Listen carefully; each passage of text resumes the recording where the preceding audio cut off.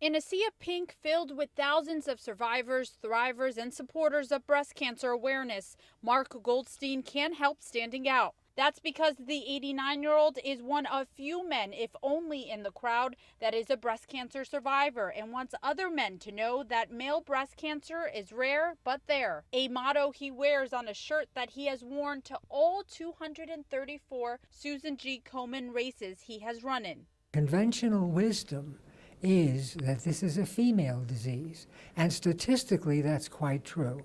So men really aren't aware that they can develop what is thought to be a woman's disease. The Randolph, New Jersey native, husband and father of 3, was diagnosed with stage 1 breast cancer at age 55.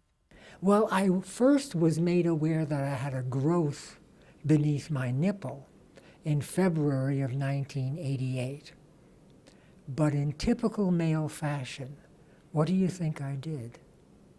Nothing. Had that been my wife, we would have been in the doctor's office the very next day.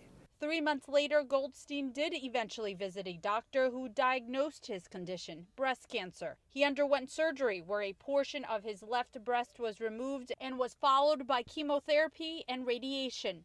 Goldstein, who has counseled more than 60 male breast cancer survivors, praises support groups for his positive thinking. He says fighting the disease as a male was lonely at times. Yes, you are alone. More often than not, when you're in the company of a female, in this case my wife, it is my wife that they believe is the object of the breast cancer, certainly not me. In fact, doctors say a big misconception is that men can't get breast cancer, which is why many of them never check for it.